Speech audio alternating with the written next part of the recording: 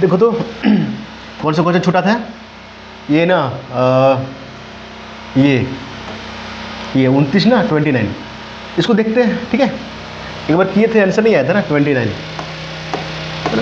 29 में क्या है, ए solid sphere of diameter 7 centimetre. देखो एक स्फीयर दिया है, एक सॉलिड स्फीयर ऐसे है ना, और इसका जो डायमीटर है, डायमीटर जो दिया है वो डायमीटर यहाँ से ऐसे होगा ना, और सेंटर बीच में होगा।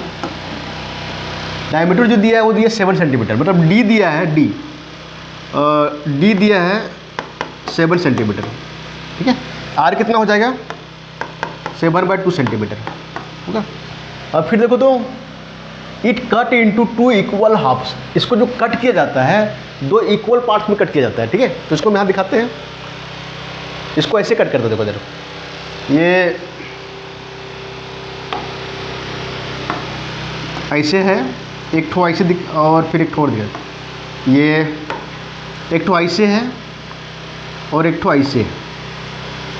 ठीक है, 2 इक्वल पार्ट में देखो कट किया गया है। ठीक है, तो ये बोला जा रहा है what will be the increase in the total surface area, मतलब सरफेस एरिया में कितना इंक्रीज होगा। ठीक है, अब देखो सबसे पहले इसका सरफेस एरिया निकालते हैं, है ना।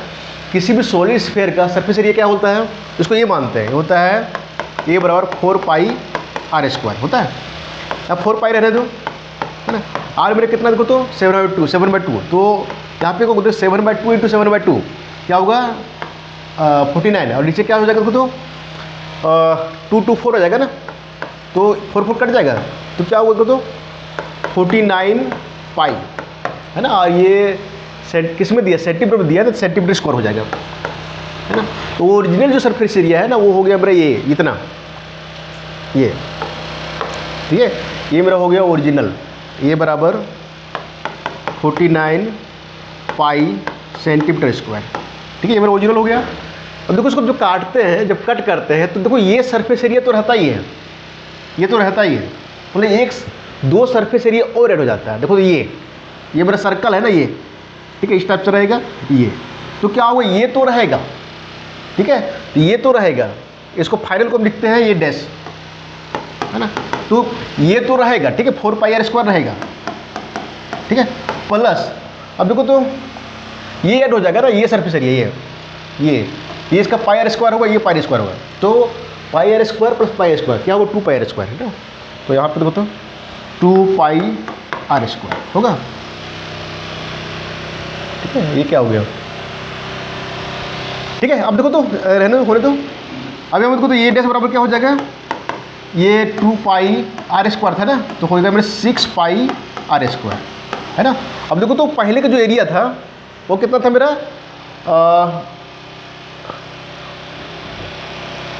49। यहाँ पे एक काम करो, 6π है और यहाँ पे रेडियस बिठाए नहीं है, 7/2 × 7/2, है ना। तो क्या हो जाएगा तो ये मेरा 4 आ गया, तो इधर 49 ऊपर में × 6 और फिर पाई × पाई, है ना। नीचे क्या होगा 4, है ना, कर दो 2 3 6 और 2 2 4, है ना। कितना आ जाएगा देखो तो 49 को मल्टीपल कर दो, 9 3 27 7 2, 9 27 7 2 और 4 3 12 है, 12 2 14, 147/2 और फिर पाई। ठीक है, ये हो गया मेरा फाइनल।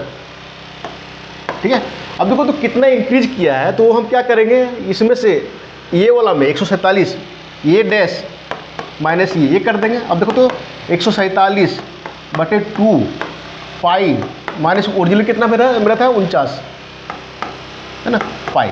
ठीक है, तो इसको घटा देते हैं, तो देखो तो क्या बचेगा 147 रहने देते हैं, है ना। अब पाई माइनस देखो तो यहाँ पे एलसीएम पूरा आएगा, तो यहाँ पे गुना करो कितना आएगा 9 2 18 के 8 1 98 पाई। ठीक है, बाई डिवाइडेड 2। अब देखो तो इसको घटाओ तो कितना आएगा 17 में 8 9, ठीक है, और फिर 13 में 9 7 और फिर 2 फिर पाई, है ना। अब इसको देखते हैं, आगे पुट करते हैं। देखो इधर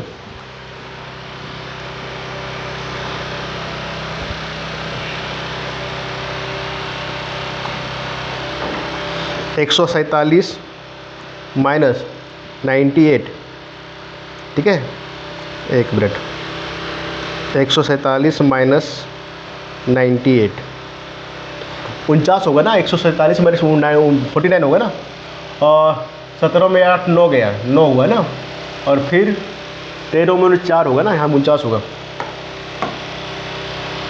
49 है ना, बटे 2 पाई का वैल्यू पुट कर दो, 22/7, ठीक है, कितना आ जाएगा देखो, 7 7 49 यहाँ पे, ठीक है, 2 11, कुछ करने की जरूरत ही नहीं था, 11 से 77 है ना, हमको कैलकुलेटर उठाने की जरूरत ही नहीं था, 77, देखो आंसर कहाँ पे, देखो तो कुछ होगा ना, देखो 29 का ये 29 का जो है वो है ना आंसर, ठीक है।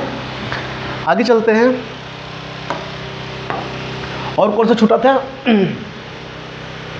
ये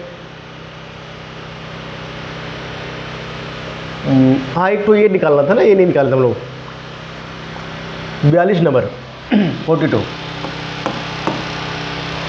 तुम देखो तो इक्वेशन दिया है f(x) बराबर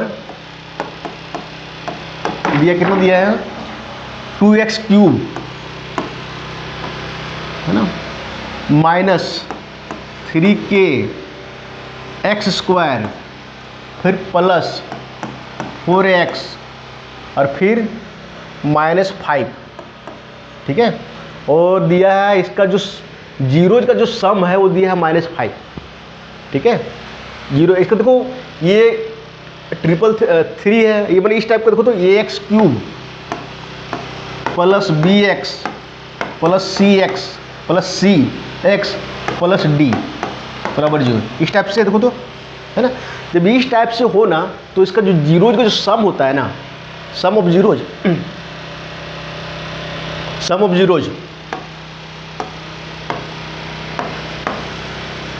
वो जो होता है वो -b/a होता है, ठीक है, और देखो तो यहाँ पे कंपेयर करो तो यहाँ पे a की जगह ये है, b की जगह ये है, ठीक है, c की जगह ये है, d की जगह ये है, तो यहाँ पे जीरोज का सम दिया है, सम ऑफ जीरोज क्या होता है -b/a, यहाँ पे कुछ दिया है, जो जीरोज का सम जो -5 दिया है, -5 ये 6 है, 6 है ना, अब देखो -b/a, देखो तो यहाँ पे क्या है माइनस प्लस 3k/a, ये कितना है 2, ठीक है, अब देखो तो k का वैल्यू निकालो, कितना आएगा, k बराबर 6×12/3 मतलब 4 है ना, तो k का वैल्यू कितना आ जाएगा 4, ठीक है, तो ध्यान रखना, अब देखो तो ध्यान रखना यहाँ पे, एक मिनट, यहाँ पे ना माइनस भी दिया है, ठीक है, -4 देखो तो यहाँ पे -3 की है, b की जगह -3 की है, ठीक है, तो ये माइनस b/a ये होता है, तो माइनस माइनस प्लस हो जाएगा ना, तो 3/2, ठीक है, तो यहाँ पे प्लस में आंसर आएगा, ठीक है, तो देखना माइनस में भी आंसर दिया वहाँ पर,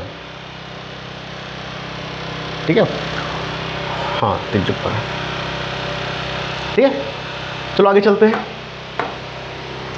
अगला जो क्वेश्चन एक छोड़ दिए थे हम, कौन सा,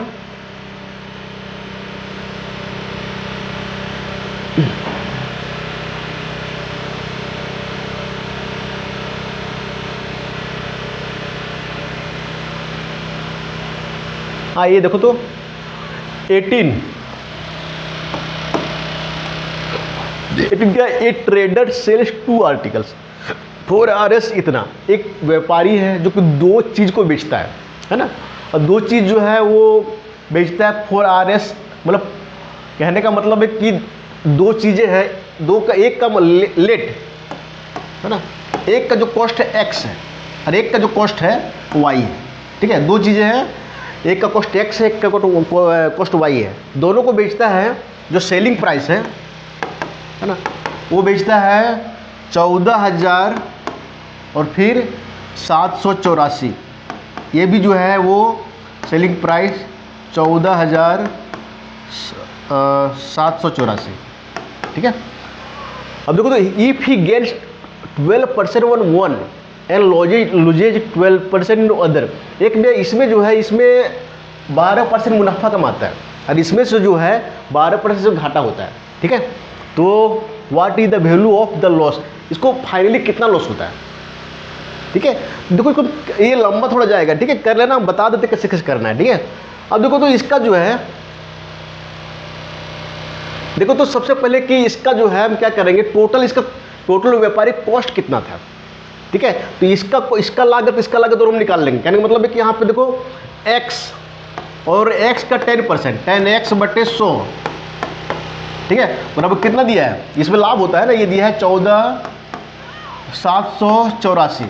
यहाँ से सॉल्व करके x निकाल लोगे, ठीक है, x निकाल लोगे, ठीक है।